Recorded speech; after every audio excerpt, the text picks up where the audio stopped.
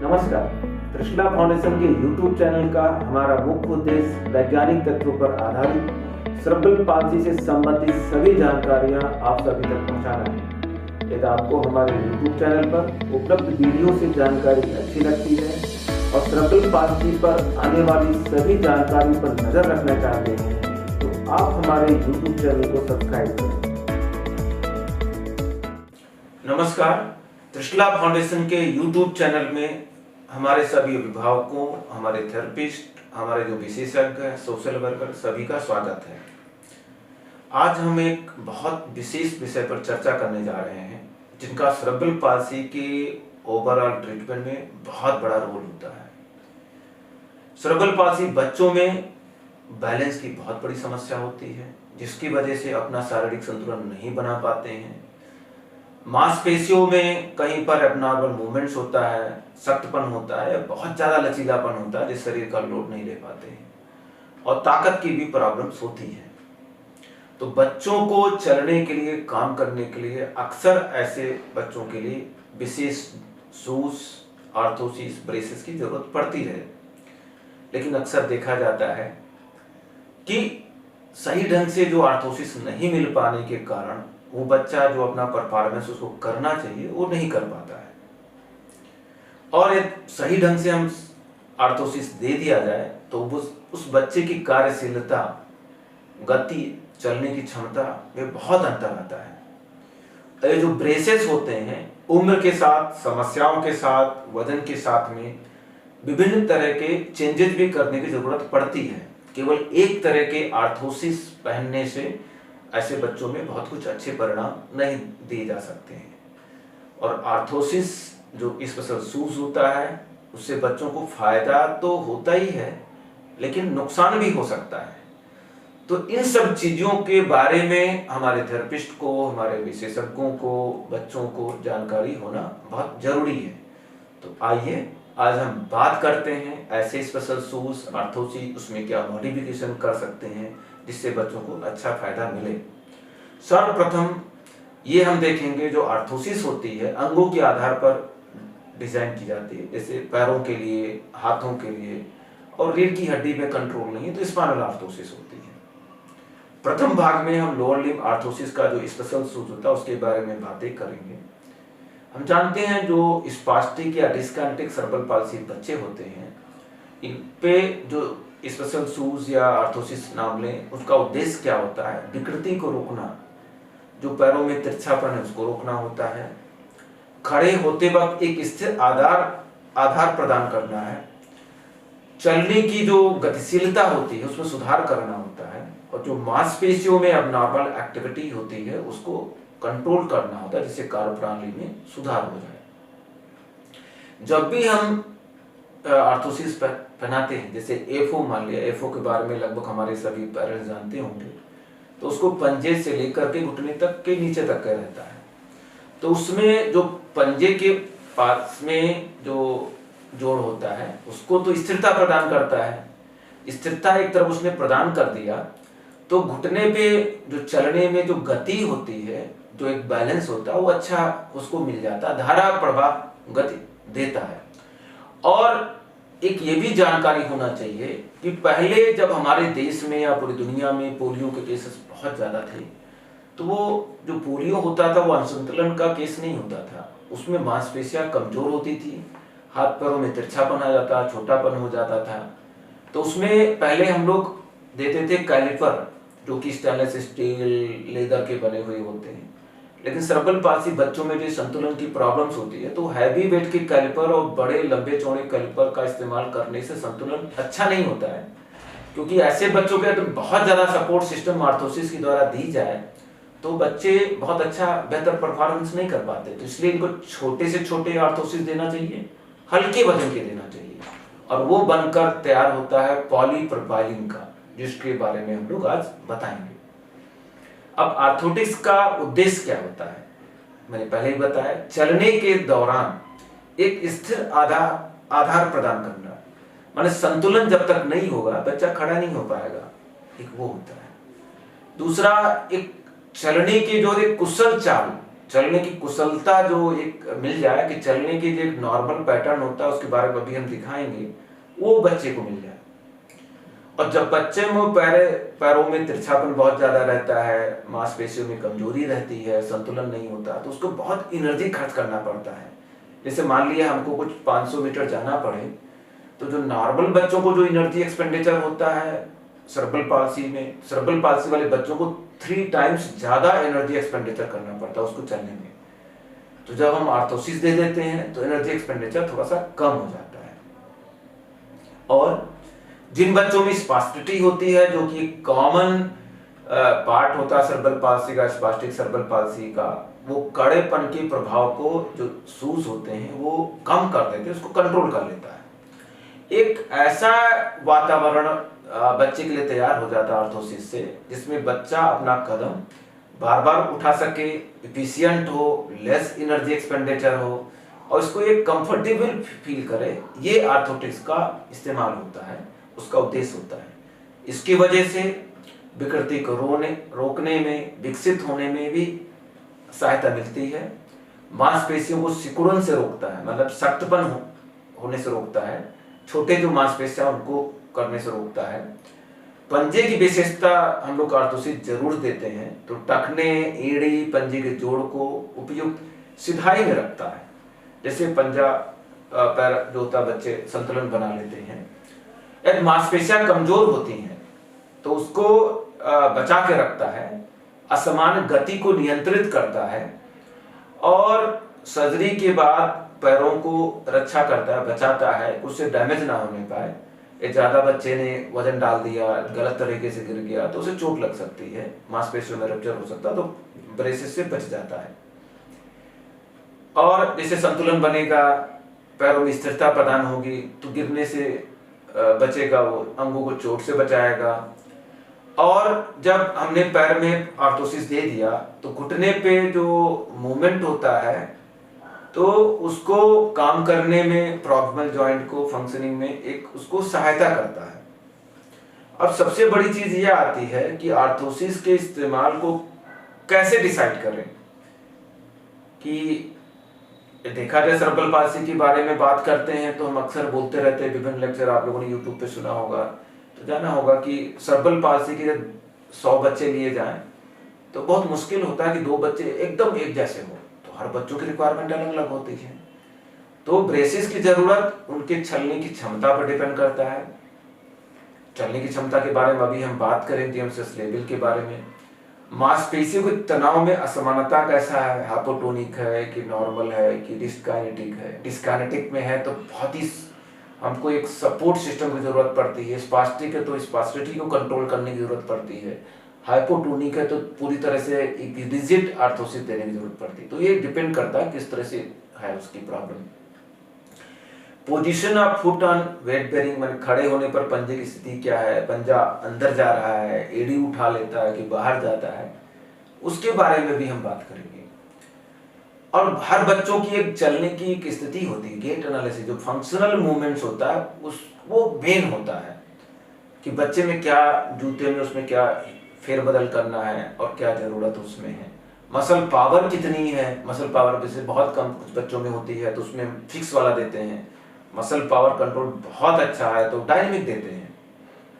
और उसकी जो पंजे की जो बोनी स्ट्रक्चर एबनॉर्मलिटी वो किस तरह की है, वो फ्लेक्सिबल है कि रिजिड है, अंदर की तरफ जा रहा है कि बाहर की तरफ जा रहा है। तो ये सब चीजें होती है जिनको हम देख करके डिसाइड करते हैं कि किस तरह करके। एक स्क्रीन पे आप एक छोटा सा वीडियो है जीएफआई का और फोटोग्राफ्स देखेंगे, उस पे गेट दिखाया हुआ है कि जो व्यक्ति चल रहा है सामने से, साइड से हम देख रहे हैं, तो एक हर नॉर्मल व्यक्ति में एक स्पेसिफिक पैटर्न होता है। उसको हम स्टैंस फेस बोलते हैं। स्विंग फेस में 2 पार्ट में डिवाइड करते हैं। स्टैंस फेस होता है जब पैरों पे कोई भी व्यक्ति अपना वजन ले खड़ा हो जाए। स्विंग फेस होता है जब हम किसी भी डिस्टेंस को क्रॉस करते हैं, हमारा पैर हवा में रहता है। तो हमको गेट एनालिसिस में ये देखना जरूरी होता है कि जैसे स्टैंस फेस हमने किया, बच्चा खड़ा हुआ तो पहले एड़ी टच हुआ कि नहीं, एड़ी टच होने के बाद दूसरे स्टेज में आता है कि पूरा पंजा जमीन पे आया कि नहीं, पंजा आने के बाद उसके जो लेग होता है, सिन होता है, टिबिया, उसकी क्या स्थिति रहती है। और फिर तीसरा जो आखिरी स्टेंस का होता है जिसमें एड़ी उठाता है, पंजे को ऊपर लिफ्ट करने की कोशिश करता है, उस अवस्था में पंजा और लेग की पोजीशन क्या रहती है, घुटने की पोजीशन क्या रहती है।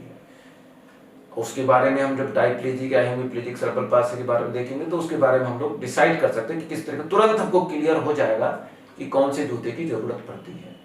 स्विंग में देखना पड़ता है, ऐसा तो नहीं कि पंजा उसका लटक रहा है, पंजे को उठा के नहीं रोक पा रहा है, घुटना कितना मुड़ रहा है, कूल्हे के मूवमेंट्स है कि नहीं है। तो एक गेट साइकिल का एनालिसिस किसी भी सीपी बच्चों के लिए जूते देने के लिए बहुत महत्वपूर्ण होता है। इसके बारे में बारीकी से स्पेशलिस्ट या थेरेपिस्ट या जो भी ऑर्थोपेडिक सर्जन देखते हैं तो एक अच्छे ढंग से उसको शूज के बारे में गाइड कर सकते हैं। अब हम, जैसे मैंने पहले बताया था कि चलने की बच्चे की स्थिति क्या है, हमने यहाँ पे लिखा है, स्क्रीन पे आप देखें, जीएफसीएस लेवल। ये gross motor functional classification system होता है जिसके आधार पर हम ये डिसाइड कर सकते हैं कि किसी भी बच्चे में जन्म के पश्चात उसमें न्यूरोलॉजिकल स्टेटस क्या है, वो बच्चा भविष्य में अपने पैरों पे खड़ा होकर के चल पाएगा कि नहीं चल पाएगा। और ये हर बच्चों के लिए फिक्स होता है। 1 का मतलब पूरी तरह से नॉर्मल बच्चा है, थोड़ी सी उसको इंस्टेबिलिटी रहती है भागने दौड़ने में, अदरवाइज लगभग नॉर्मल लगता है, अब चल फिर सकता है बिना किसी सहारे के। 2 जो होता है उसको बाहर तो सहारे की जरूरत पड़ेगी, या सीढ़ी चढ़ता तो सहारे की जरूरत पड़ेगी, लेकिन घर में बिना सहारे के थोड़ा बहुत चल लेता है। 3 वाले में या तो वो वॉकर लेके चलता है या एल्बो क्रचेस लेके चलता है, सहारे की जरूरत बाहर पड़नी है, बाहर हल्का फुल्का दीवार पकड़ के या अपना काम कर लेता है। लेकिन 4 जो बच्चे होते हैं स्केल में, उसमें बच्चे को हर वक्त कुछ ना कुछ सहारे की जरूरत पड़ती है। और बाहर तो होगा तो वो व्हीलचेयर इस्तेमाल करेगा, घर के अंदर होगा तो वॉकर लेके थोड़ा बहुत चल लेगा, लेकिन इंडिपेंडेंट नहीं हो पाता है, कोई ना कोई साथ में उसके साथ रहना पड़ता है। 5 का मतलब पूरी तरह से आप पर निर्भर है। तो जो 5 पे हम बात करते हैं पूरी तरह से निर्भर है, तो उसको तो केवल हमको जब बच्चे को ट्रांसफर करना है उठा करके एक कमरे से दूसरे कमरे, तो ब्रेस की जरूरत पड़ती है, चलना तो उसके संभव नहीं है। 4 की बात करेंगे तो वो चलता तो है लेकिन हल्का फुल्का सहारे की जरूरत पड़ती है, तो उसमें उस तरह के ब्रेसेस देने पड़ेंगे जो लाइट वेट हो, जो पंजे को कंट्रोल कर लें। 3 और 2 को तो ब्रेस की जरूरत पड़ती ही पड़ती है, उसमें बहुत ही फ्लेक्सिबल और उसकी जरूरत के अनुसार चेंज होता रहता है, उम्र के हिसाब चेंज होता रहता है। 1 को अक्सर जरूरत पड़ती भी है तो बहुत नॉमिनल जरूरत पड़ती है, फुट इंसर्ट है या एसएमओ है, जिसके बारे में बताएंगे। तो ये होता है उनके चलने और खड़े होने की स्थिति के आधार पर हम लोग ब्रेस निर्धारित करते हैं। ब्रेसेस भी पैरों में बहुत वैरायटीज के होते हैं, हम एक एक करके बात करते जाएंगे। सबसे पहले जो कॉमनेस्ट ब्रेस होता है वो एफओ होता है। एफओ ये बोलते हैं, इसमें भी कई तरीके के होते हैं। एक तो डबल, आप इसमें देखेंगे डबल सील का होता है, और अक्सर हम लोग सिंगल सील वाले देखते हैं। इसमें क्या होता है कि पंजे का शेप है तो बच्चे को ये डबल सील का होता है। सिंगल वाला भी होता है जिसपे आप बच्चा डायरेक्टली चल सकता है, ये चीप पड़ता है, थोड़ा सा कॉस्टली पड़ता है, और इसको तो नॉर्मल शूज में पहन के चलना पड़ता है, ये विदाउट शूज के बच्चे को पहन सकता है। तो इस तरह के ये भी सब पॉलीप्रोपाइलिन के मटेरियल्स हैं, तमाम तरह के मटेरियल्स आते हैं, उनका बनता है। इसके बारे में ऑर्थोटिक्स जो टेक्नीशियन होते हैं, इंजीनियर्स होते हैं, वो अच्छे ढंग से आपको बता सकते हैं।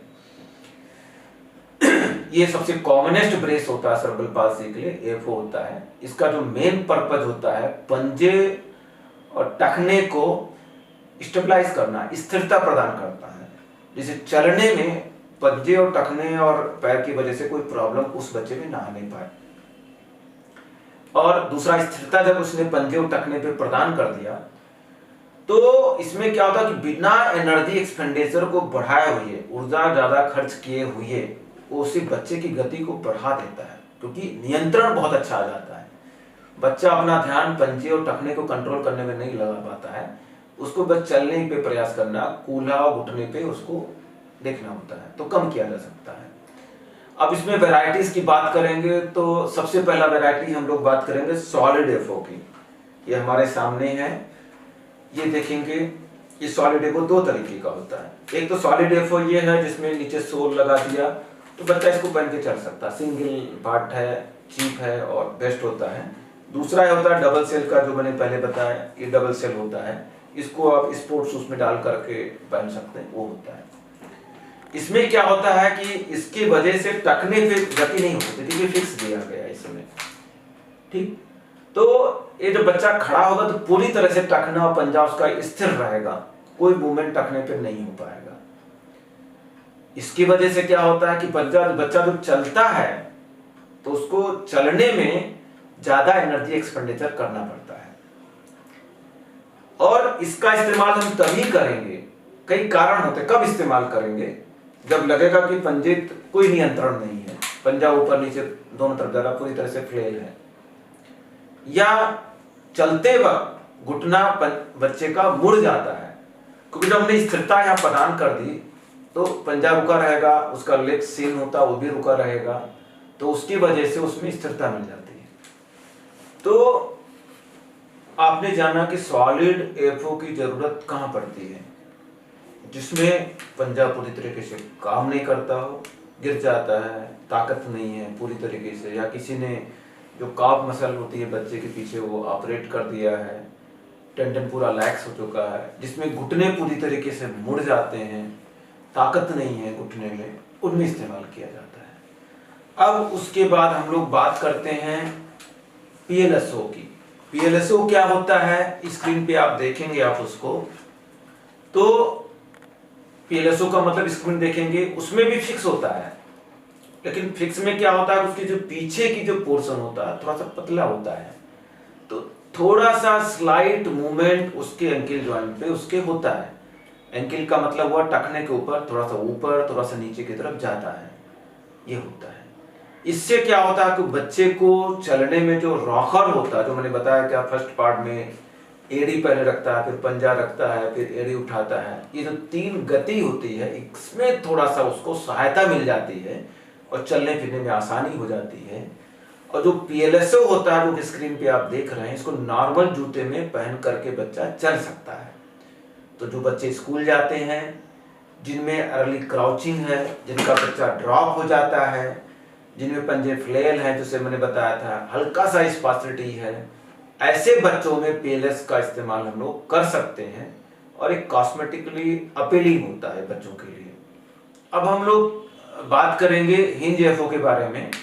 हिंज एफओ होता क्या है, हिंज एफओ बात करेंगे तो ये मूवमेंट वाला होता है, जो पीछे की तरफ कटा रहता है, ये इस तरह करके हैं, और ये सीधा डायरेक्टली बच्चा इस पे बदल लेके चल सकता है, इसको जूते के अंदर पहन सकता है।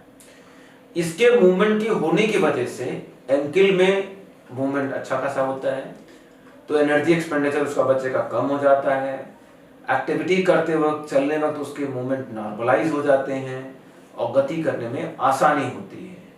सबसे ज्यादा इसका जरूरत कहां पड़ता है, जहां पे घुटना हाइपर एक्सटेंशन जाता है। हाइपर एक्सटेंशन किसको बोलते हैं, जो हमारे पेरेंट्स हैं, ये मैं बताना चाहता हूँ। ये माने जब खड़ा होता है बच्चा तो इस तरह से खड़ा होता है, माने घुटना इसका पीछे चला जाता है। घुटना पीछे क्यों जाता है, क्योंकि इसका एंकल नीचे की तरफ जाता है। और सेरेब्रल पाल्सी वाले बच्चों के लिए जो घुटने का हाइपर एक्सटेंशन, घुटने का पीछे चले जाना सबसे ज्यादा नुकसानदायक होता है, क्योंकि इसके पीछे की जो मांसपेशियां होती है, जो हैमस्ट्रिंग होता है, ओवर स्ट्रेच हो जाती है। और जब एक बार ओवर स्ट्रेचिंग हो गई, हड्डियों में चेंजेस आ गए, तो उसको ठीक करना किसी भी सर्जिकल या ब्रेसेस के द्वारा पॉसिबिलिटी नहीं होती है। तो सेरेब्रल पाल्सी बच्चों में जो जीनू रिकर्वेटम या हाइपर एक्सटेंशन को रोकना जरूरी है, और उसको रोकने का बेस्ट तरीका है डायनेमिक एफओ। ये आपने देखा, इससे क्या होता है कि चलने का जो डेवलपमेंटल नॉर्मल पैटर्न होता है वो अच्छा खासा हो जाता है। और सेरेब्रल पाल्सी बच्चों के लिए सबसे कॉमनेस्ट एफओ यही होता है, डायनेमिक एफओ। लेकिन डायनेमिक एफओ में ये भी ध्यान देने की जरूरत है, ये जो मूवमेंट हो ये बहुत हल्का होना चाहिए। कुछ एफओ में मैंने देखा तो टोटली फ्री रहता है, कट से मुड़ जाता है, इतना मूवमेंट नहीं होना चाहिए। मूवमेंट हो तो ये देख रहे प्रेस कर रहे हैं तो धीरे धीरे जा रहा है, जैसे वो बच्चे अपने आप को संतुलित कर पाए। इसकी वजह से जिन बच्चों में जो गैस्ट्रोनिमस मसल, जो काफ की मसल्स होती हैं, पेंडिलियो की मसल्स होती हैं, जिनमें टाइट होता है, एड़ी के बल चलते हैं, एड़ी उठा के चलते हैं, उनको करेक्ट करने में बहुत अच्छा काम करता है। और एकदम फिक्स जूता दे दें शुरुआती उम्र के बच्चों में, तो पैर अपना नहीं बढ़ा पाते, क्योंकि लोड नहीं ले पाएंगे, एनर्जी एक्सपेंडिचर होगा, गति नहीं आएगी, तो बच्चे में तकलीफ होती है। ये आर्टिकुलेटेड एफओ, डायनेमिक एफओ देने से एंकल जॉइंट पे गति होती है, स्टेबिलिटी मिल जाती है, और उसका जो गैस्ट्रोनोमिक स्ट्रेचिंग हो जाता है, काफी स्ट्रेचिंग, जैसे एड़ी उठ रहे थे, उसको कंट्रोल करने में आसानी होती है। तो इसका इस्तेमाल हम लोग कहाँ करते हैं? जहाँ पे गैस्ट्रोनोमिक स्पास्टिसिटी हो, माने पिंडलियों की टाइटपन हो, एड़ी उठा के चलते हो या घुटना पीछा करके चलते हैं। लेकिन ये ध्यान देने की जरूरत है, यदि बच्चा घुटना मोड़ कर चलता है, घुटना मोड़ कर मतलब क्राउच ऐसे करके चलता है, घुटना दोनों मुड़ा रहता है, तो घुटने मुड़े होने की अवस्था में यदि हम डायनेमिक एफओ दे देंगे तो वो अपने आप को कंट्रोल नहीं कर पाएगा, घुटना और मुड़ेगा। तो उसकी गति को कम करना है, उसके तमाम तरीके हैं, हम आगे उसको बताएंगे। अब इस जो बताया मैंने कि उसमें भी तमाम तरह के मॉडिफिकेशंस होते हैं इसमें। तो पहला मॉडिफिकेशन होता है 85 डिग्री। 85 डिग्री का मतलब होता है, जैसे ये है, यदि किसी बच्चे का बहुत ज्यादा जो काफ मसल है, पीछे के जो ये काफ मसल होती है, ये बहुत टाइट है, पीछे के मसल्स, एड़ी बहुत उठा के चल रहा है, लेकिन वो फिक्स नहीं है, केवल स्पास्टिक है, तो उसको स्पास्टिसिटी को स्ट्रेच करने का बेस्ट तरीका क्या है? 85 डिग्री। क्योंकि स्ट्रेचिंग एक्सरसाइजेज में समय लगाएंगे तो हम एक्टिविटीज में ट्रेनिंग नहीं दे पाएंगे, और आजकल हमारा उद्देश्य ऐसे बच्चों में एक्टिविटीज में ट्रेनिंग देना है, एक्टिविटीज को इंप्रूव करना, ना कि जनरल कसरत में समय बर्बाद करना है। तो हल्का फुल्का स्ट्रेचिंग किया, मसाज किया, वो किया, उसके बाद 85 डिग्री एफओ दे दिया। इसमें गैस्ट्रो स्ट्रेचिंग अच्छा खासा होता है। ये बेसिकली चलते वक्त, एक्टिविटीज करते वक्त जरूरत पड़ती है, और रात के समय इस्तेमाल करने के लिए रेयरली कभी कभी जरूरत पड़ती है, जब हम बोtulinum टॉक्सिन इंजेक्शन लगाते हैं या टाइटनेस बहुत है या मिक्स वैरायटीज का सीपी, तभी इस्तेमाल करते हैं, नहीं तो अदरवाइज केवल चलते वक्त बचते हैं, और रात में इनको इस्तेमाल करने से बचते हैं। अब इसके बाद हम दूसरे तरह की एफओस होता मॉडिफिकेशन होता है 90 से 95 डिग्री। अब क्या हुआ? डायनेमिक तो हमने बनाया था बच्चे में, अच्छा खासा गति दे रहा है, लेकिन कुछ बच्चों में लगा कि घुटना मोड़कर चलने लगे हैं, घुटना मोड़ के चलने लगे हैं, तो ये मूवमेंट हमको कम करना पड़ेगा, क्योंकि ये मूवमेंट करेंगे घुटना और मुड़ेगा। तो उसके लिए क्या किया? पीछे या तो प्लास्टिक का या कपड़े का या कुछ भी, या यहाँ पे जिसमें हल्का सा 5 डिग्री मूवमेंट हो। 5 डिग्री मूवमेंट से क्या होता है? बच्चे को लोड लेने पे शरीर का आसानी होती है, उनमें इनका इस्तेमाल करते हैं। लेकिन उन्हीं में इस्तेमाल करते हैं जिनके गैस्ट्रोनोमिक में अच्छा ताकत हो, फेयर टू गुड कोऑर्डिनेशन हो, पावर हो, और अर्ली एज की ग्राउस गेट हो, उसमें इस्तेमाल कर सकते हैं। अब तीसरे तरह का भी एक इसमें चेंजेस किया जा सकता है। एक घुटना पीछे बहुत जा रहा है, लेकिन जो गैस्ट्रोनोमिक है बहुत स्पास्टिक नहीं है, या स्पास्टिक बहुत ज्यादा है, जिसकी वजह से जो नॉर्मल 85 डिग्री हमने किया था उसमें पंजा डालते हैं तो एड़ी उसकी निकल जाती है बार बार। लेकिन हमको तो जीनोल कर्वेक्टम या हाइपर एक्सटेंशन जो नी घुटने का पीछे को ठीक करना था, तो उसमें एड़ी पे सोल लगा देते हैं।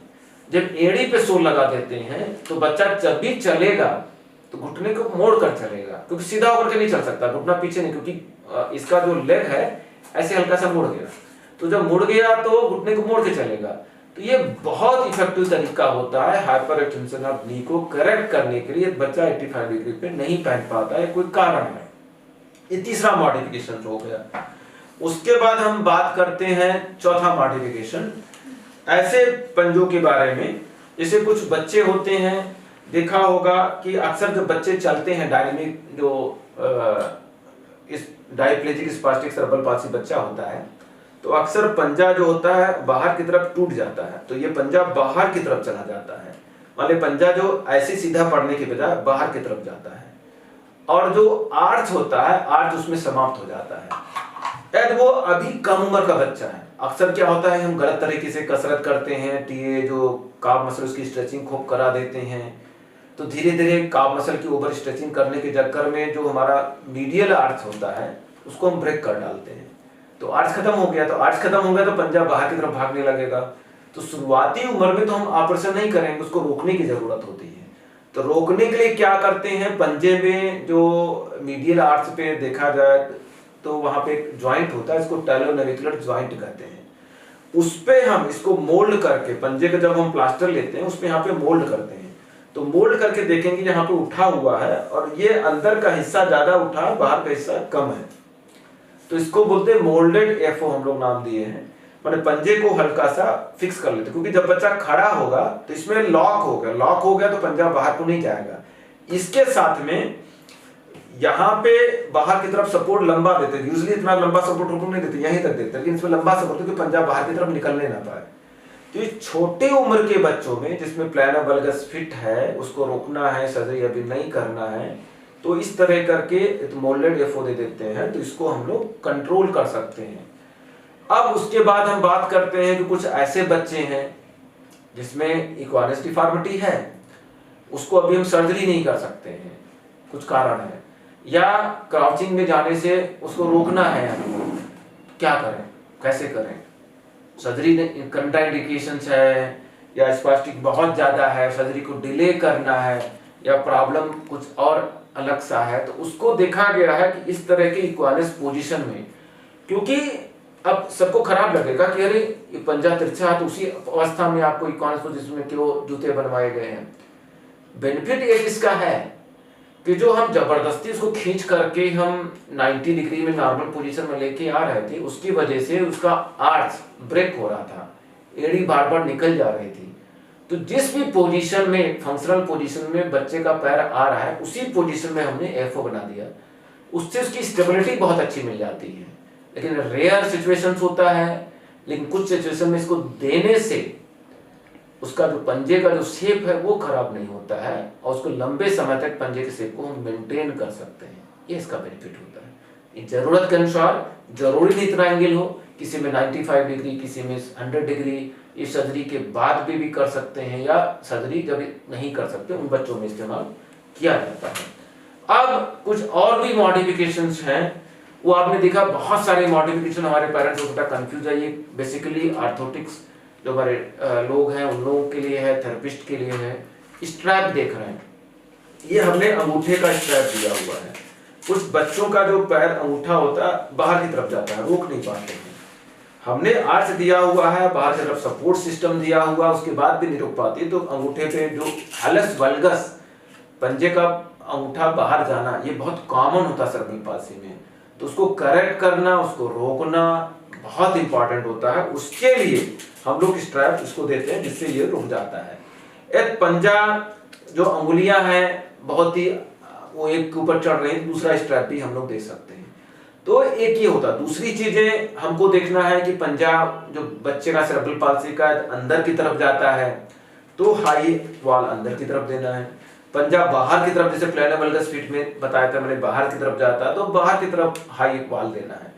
तो ये तमाम तरह के मॉडिफिकेशंस हैं जो एफओ में कर करके बच्चे की रिक्वायरमेंट के आधार पर ये पूरी तरीके से एक सेपरेट स्टडी बच्चों में होनी चाहिए, और होती है तभी हम हर बच्चे को प्रिस्क्राइब कर सकते हैं।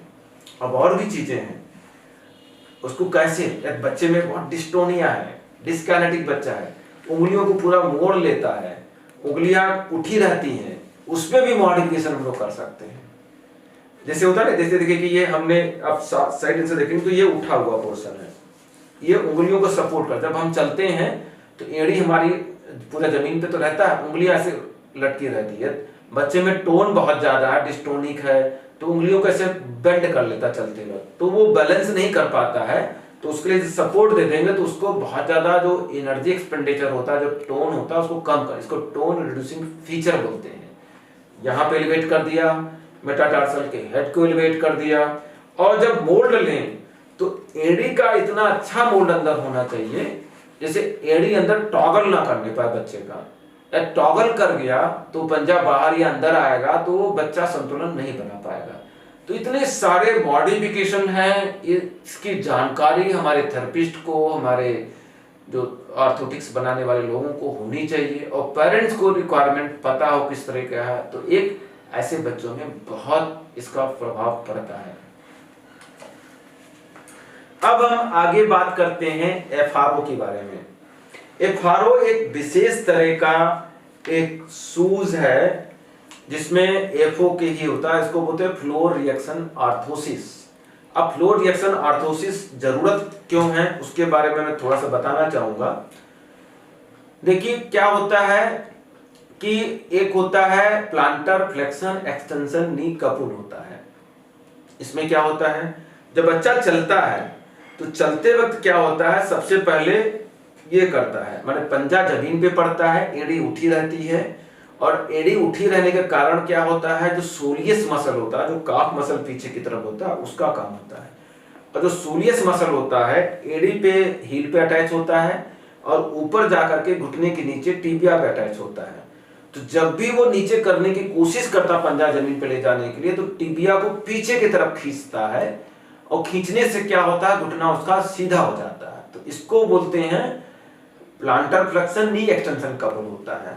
तो यार किसी बच्चे का एक काफ मसल का ऑपरेशन हो गया है, या जो काफ मसल बहुत ज्यादा ओवर स्ट्रेच हो गई है, पंजा बहुत ऊपर जा रहा है, तो उसमें जो प्लांटर फ्लेक्शन एक्सटेंशन नी कपल है वो काम नहीं करता है।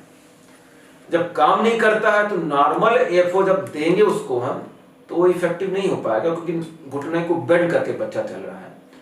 तो उसके लिए हम लोग एफआरओ देते हैं।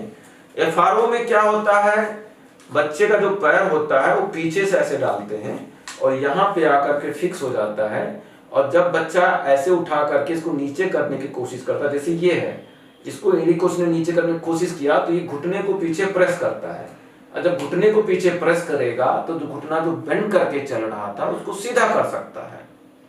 और इसमें टखने को यूजली हम लोग 90 डिग्री में फिक्स करते हैं, और यदि हमें लग रहा कि और इसको एक्सटेंशन करने की जरूरत है तो उसको 95 डिग्री में कर देते हैं। जब 95 डिग्री में करेंगे तो उसको स्ट्रेट करने के लिए और उसको बेंड करना पड़ेगा। तो ये आपके एनालिसिस और हमारे जो स्पेशलिस्ट उनके एनालिसिस पर निर्भर करता है कि कितने एंगल की टखने की जरूरत है।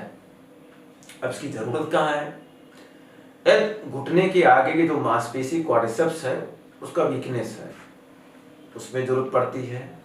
एक बच्चे में जो मोटर फंक्शन है लो लेवल का है, पंजा एक्सेसिव डॉर्सिफ्लेक्शन है, जो पंजे को नीचे दबाने की जो ताकत है वीक प्लांटर फ्लेक्शंस हैं, ऐसे बच्चों में इससे बहुत लाभ मिलता है।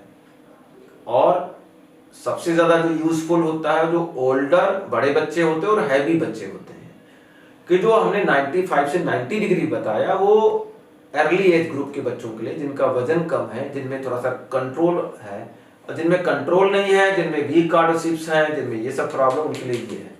लेकिन यदि घुटना और कूल्हे पे जो विकृति है, घुटना मतलब 15 डिग्री से ज्यादा बेंड है, या कूल्हे पे 15 डिग्री से, बच्चा जो झुक करके चल रहा है, घुटने को मोड़ के चल रहा है, जिसका एंगल 15 डिग्री से ज्यादा है, तो उसमें नहीं इस्तेमाल हो पाएगा कॉन्ट्रैक्चर जहां पर है।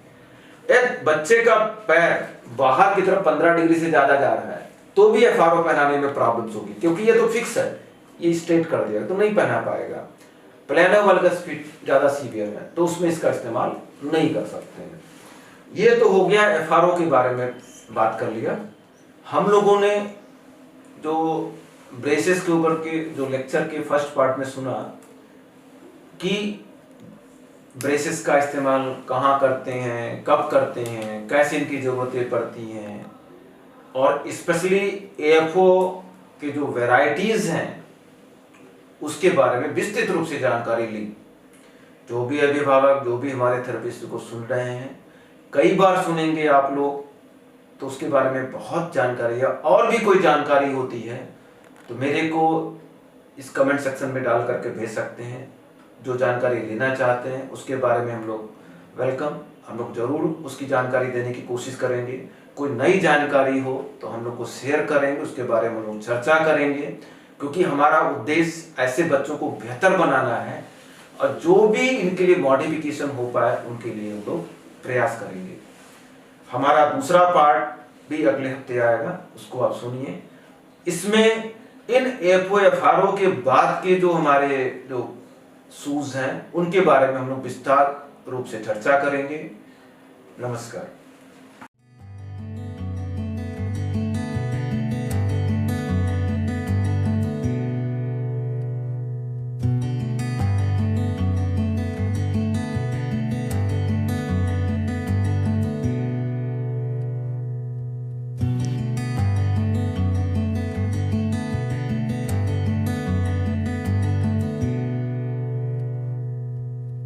सेरेब्रल पाल्सी में अधिक जानकारी के लिए हमारे YouTube चैनल त्रिशला फाउंडेशन और JJN 999 को सब्सक्राइब करें।